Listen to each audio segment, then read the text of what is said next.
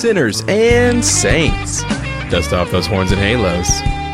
It's time for Alan After Dark. Sinners and saints and all those listening around the world, how you doing? I hope you're doing well. I hope you're feeling sexy. I hope you're horny if you want to be, etc., etc., etc. I noticed when I was grocery shopping that I'm starting to see shortages. A lot of shelves in my grocery store are not as full as they were. There's less inventory that I see. In particular, some of the products that I buy. Now, I told myself it's because, they're so popular that everybody likes the same things that I do. Then I got to thinking, doesn't that mean they're the most common? Is that a correct rationale to consider when you think about, for example, toilet paper, or as they say now, bathroom tissue? I noticed that there seems to be a little less inventory on the shelves. I am a Charmin user. I don't know about you all, but that's the one I use. Well, why do I use it? I like it the best. So I'm hoping that I'm wrong about saying that Charmin is popular because it's one that people prefer versus it just being a common thing. That kind of reflects what we've been talking about over the past few months about what it's like to be a human. We have these patterns. We all think that we're unique, and we are in some ways, but there are patterns in our behavior that resembles everybody else. So perhaps even in the products we buy at a grocery store or any sort of retail store, honestly, I don't believe that the most popular is always the best. There's some products that have great marketing campaigns and draw attention. Please don't squeeze the Charmin. And maybe that's why people buy it. I doubt it. But for me, the products that I buy, in my opinion, are the best. And I will talk about them that way. Anyway, it was a little bit of a humbling thought that just kind of passed in my mind about, most popular results in whatever it is being the most commonly used. Hopefully the reason why is that the product is of quality and people really like it and appreciate it for whatever it does, whether it be bathroom tissue or green beans or corn or spaghetti and meatballs in a can or popcorn or whatever. You know what I'm saying? But I've always been intrigued by that. Like, for example, I am drinking a Diet Pepsi right now. I think Diet Pepsi is the closest thing to a regular soda than any other diet drink. I don't really like Diet Coke. To me, it tastes almost like medicine. There are other people who will only drink Diet Coke or Coke products. I am the opposite. I'm a Pepsi drinker. It's fascinating. I'm a pig. I like almost every type of food you can think of, with a few exceptions. I hate sour cream. Ugh. I just think it's awful. The texture, it just makes me want to barf just thinking about it. Ugh. And I know people who will swim in sour cream. They love it so much. That's really something interesting about us, isn't it, as humans, that we do have such varied tastes. Even within your own family, I'm sure you know people in your family. Well, we also have picky people who don't seem to like anything. Like a hamburger, for example, or a cheeseburger. Even though I'm vegetarian, I'm going to use this as an example anyway. Even on my veggie-based burger, I prefer cheese and tomato and lettuce, pickles, and depending upon my mood, I'll put a little mayonnaise on there. Ugh. I think that is the quintessential burger, okay? But some of y'all put mustard on stuff. Oh, God. Nasty. Just nasty. Yuck. Ew. Makes me want to barf. Oh, what the? Pretty much one of the benefits of being a vegetarian, that issues like that don't come up as much because I lean more toward vegetables. But then again, there we go too. I love asparagus. I love broccoli. I love cauliflower. And I know people who can't stand any one of the three. I think you're missing out. But clearly, our taste in what we eat and drink. Alcohol. I'm a vodka drinker. I can drink tequila. The dark liquors, oh, God, my body just does not like them at all. It's horrendous. So I will never, ever be a fan of those, even though on occasion I will take a sip or two of something. The point I'm trying to make with all these comparisons is, what if something like our taste in music, what if there is some sort of genetic common denominator that makes Madonna become the queen of pop. That enough of us liked her music because it fit our taste. In essence, we all have that in common, that taste in music, that taste in actors or actresses, the kinds of movies we like. I like horror movies. I like thrillers and dramas. And I love comedies too. But if I had to choose, I would pick a horror movie first over everything else. These patterns are what fascinates me, that maybe we can actually correlate our taste in music and books and theater. All these things could have possibly a genetic component where the majority of people, 50.1%, have the same value or taste that is a genetic predisposition to like certain things. Now, I know what you're thinking. You're thinking, well, a lot of people like Madonna, and some might like Whitney Houston, and others might prefer Mariah Carey. Others might like Madonna, Whitney Houston, and Michael Jackson, and others might like Madonna and Prince. But those make up those patterns too. It's part of the genetic component we would have to make us who we are, and those that we're related to. It makes sense to me on a naive, stupid, non-scientific level. But isn't that fascinating? It just seems like logically, with us all being the same species, that we would like the same things. But then again, we would also probably have the same hair color, the same eye color, the same appearance. So genetics, just on basic observation, creates all these variances, not only in our appearance, but in our taste and our likes. But when you think about it on a primitive level, that's a very good thing. Imagine if we all ate one thing and we could not produce enough of it. If we have different things that are produced, tomatoes, onions, every vegetable, fruits and things, at least we're splitting up that consumption. Some people like potatoes, other people like carrots, some people like pineapple, others like strawberries, and so on and so on and so on. Perhaps our evolution creates these different tastes in order to keep inventories of fruits and vegetables and things balanced so that we don't all just consume everything up and there's none left. Now, before all of you get your panties in a wad, I understand that our environment and culture have a tremendous influence on the way we live our lives, our preferences, our taste, our food, the way we dance, the way we speak. I know that. I know all those things. And that's not what I'm really talking about tonight. I know that there are differences simply based on geography, but that's not the part that I want to talk about now because that kind of derails my train of thought. I mean, let me have my moment, okay? Damn it, before you shoot me down with science and logic. God. Okay. Now, where was I? Oh, perhaps the balance of nature is that sensitive and that in tune with all of us. That's really a fascinating thought, isn't it?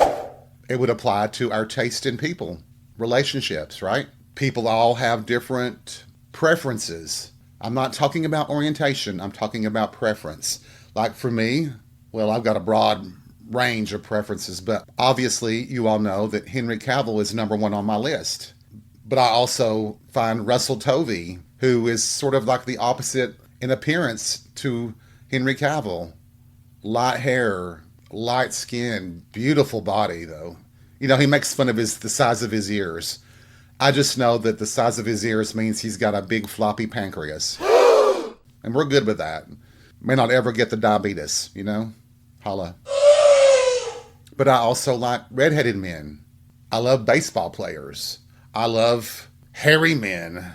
I have to say, at the grocery store this week, I didn't get to see the Mohawk Man again, and I'm beginning to wonder if he still works there, which would be my disappointment. But there was a man shopping today that, Lord have mercy. He had gray hair, a gray beard, but he had an ass that just would not quit in those jeans. Holy shit. So I don't know how to define my attractions other than saying that you just never know what I'm going to be attracted to. I don't know. Obviously, I provided you with like a base a foundation there about what turns me on. But in thinking about it, any one thing can make me attracted to someone. But honestly, with someone like me that I feel I'm aromantic, it is basically a physical level that I'm looking at. Of course, I want someone to be funny and charming and all that, but it's not a factor because I'm not looking for a long-term relationship. I look for charm and humor and things in friends, not lovers. But I'm just totally beating that dead horse, aren't I? I really am.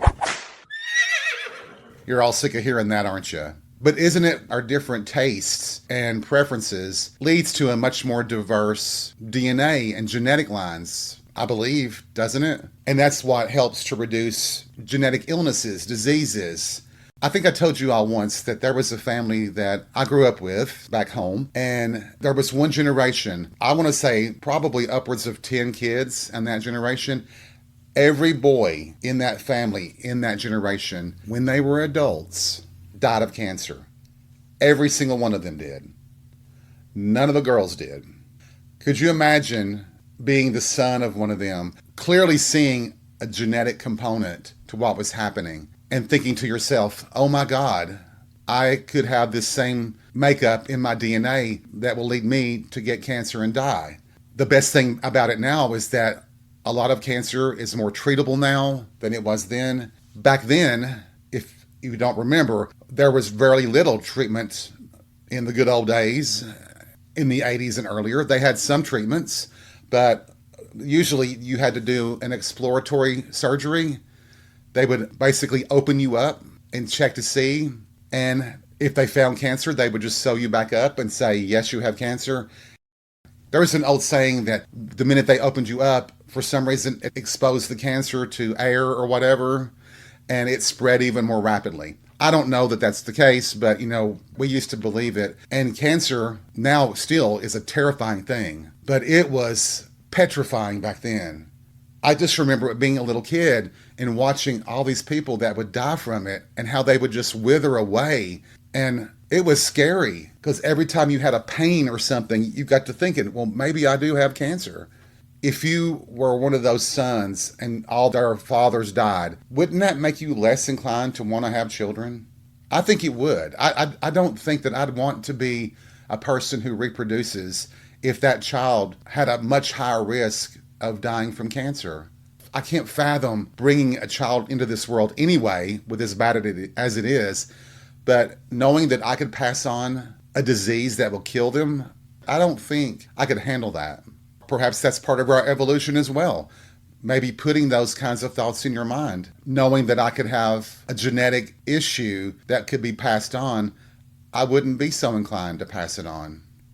And as I've said multiple times, I do believe that homosexuality is genetic. I do believe that evolution and nature doesn't want every human being reproducing. So it's a natural way for birth control. I think that's just absolutely logical. Can I offer that up as proof? Well, no, I'm not a scientist. I just live the life, and I know from my own experience that it wasn't a choice. The choice was to accept who I am. That's it. I think that if we all looked at all of us through that lens, that there are all these genetic predispositions for all of our behaviors, it could change the attitudes of some of us, though I don't know why. Because some of y'all just going to always be bitches, and that's just the way it is. And we're going to have to call you out as bitches, okay?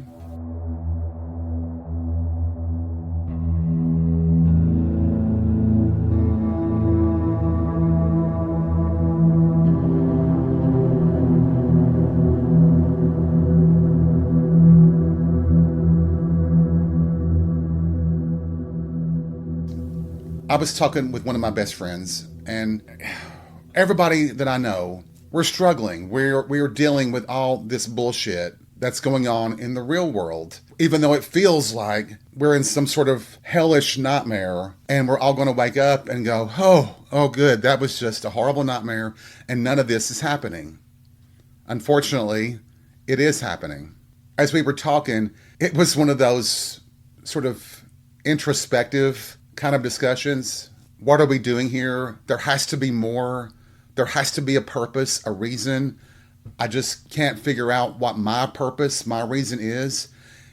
Is it truly us just being born and then dying? We have a set number of years to exist, and by the luck of some draw, you could be a child of wealthy parents, or you could be cursed to be in one of the poorest families in the world. You could have these genetic issues with illness, disabilities. Is it just a human desire to believe that there has to be more? That if we just think about our existence and this is it, doesn't it seem like a really big waste of evolution? That for some reason we evolved and there was a reason for our evolution. There has to be something that we were supposed to do. But honestly, I'm more inclined these days to believe that there are other worlds out there, beings that are so far advanced than us, that we are some sort of experiment that they've created. This is a biosphere, and they're observing us and how we evolve and how we behave and how violent and vicious and primitive we are. Wouldn't that be something almost like that South Park episode where the boys all discover that Earth is just a reality TV show that is broadcast to the entire universe and we are observed like a reality TV show? But when you think about it, what if that is it? What if right now we're being recorded in some high-tech way that we can't even tell, and they're broadcasting it, all of our dirtiness and everything else, to the universe? Perhaps there's different versions. They know who us filthy, nasty people are, and we're on their X-rated channel or something. And then they have different versions of us, the ones that go to church and all that, and expose all their hypocrisy. It would be a fascinating thing to think that we could be TV stars in the universe. More likely, we're just jokes, laughing stocks. This gentleman at 8 o'clock, it's everyone's favorite show, Earth. It's been 100 Galgamars since we first took species from 17 different planets and put them all together on the same planet. They fought, fallen in love. What will happen this Galgamar? Tune in, gentlemen, today to find out. It's Earth on Fox. I can imagine aliens after the election going, they think that orange-faced idiot is smart, intelligent. What the gornth?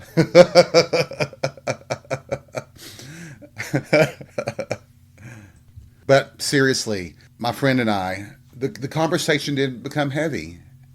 I was saying, I'm like, why am I living here? I love my job, but is that all I'm good for? Is getting up, going to work, coming home, eating something, watching a little TV, doing a podcast, going to bed, getting up, doing it again, going out on the weekends and getting drunk? If we truly knew that this was it and there was no afterlife, I think that the whole world would be different. I think we wouldn't be doing all the things that we're doing. We would be living in a way that was more oriented around a family life, an existence that wasn't centered on work and greed, where if all you needed was food and shelter and clothing and the whole world was geared just for that. Could you imagine? It would be a very different world, wouldn't it? It probably would be a more healthier world too. Now, of course, I love entertainment. I love doing this podcast and people enjoy it. I love watching movies and listening to music and watching TV. And I appreciate the actors, directors, the writers, the producers who put all that together just for our enjoyment. Sometimes to make us laugh, to make us cry, to provoke us into thoughts that we wouldn't have thought about before. That's all well and good too. But I have to wonder what our society would be like if you knew this was it. If you did, honestly, and I'm asking myself this too, if I knew this was it, that when I die, there's nothing.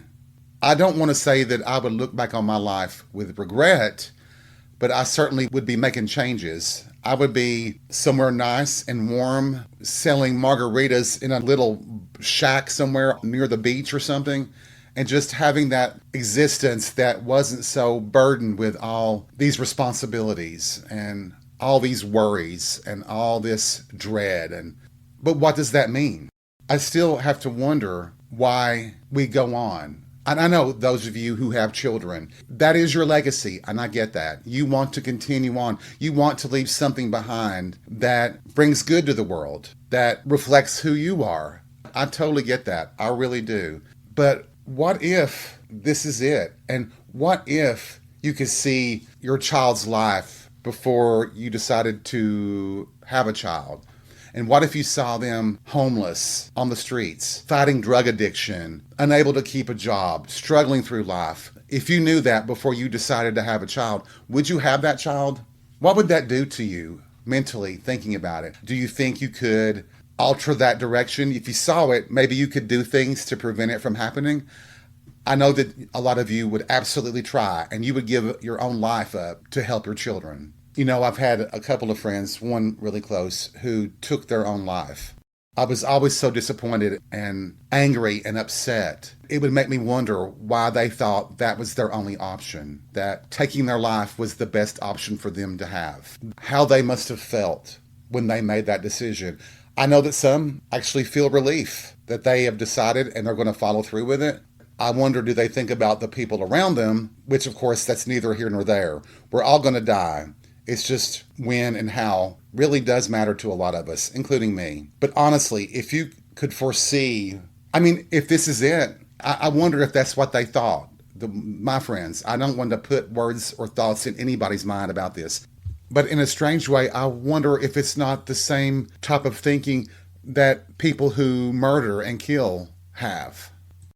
I've always thought the people who are that brutal, ones who rob and kill people, they do it because they don't believe there's anything after this. This is it. And their consequence could be, though, to live a life behind bars.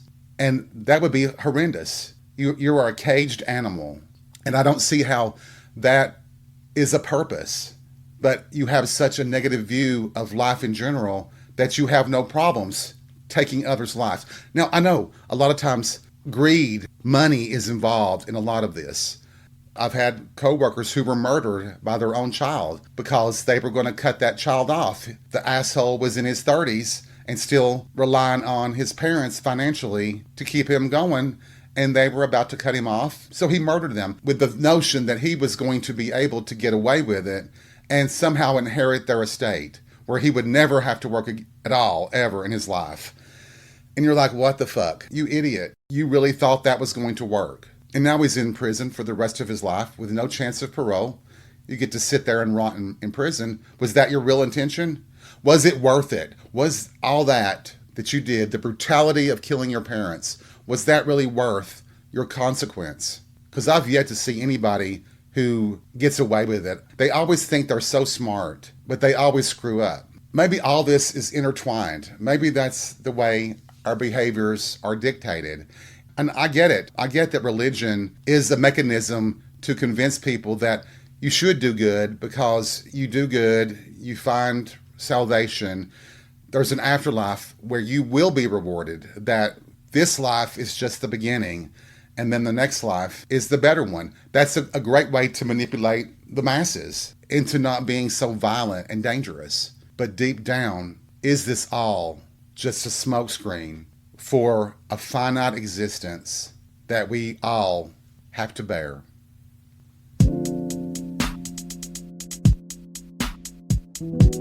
Man, where does the time go? I can't believe we're at the end of another episode of Alan After Dark. But I hope I've provoked you into thinking about something that you haven't thought about before. I hope you've had some fun, have been entertained, and are getting your sexy back, whatever that means. But as always, remember, take life by the balls and be real. We'll see you soon.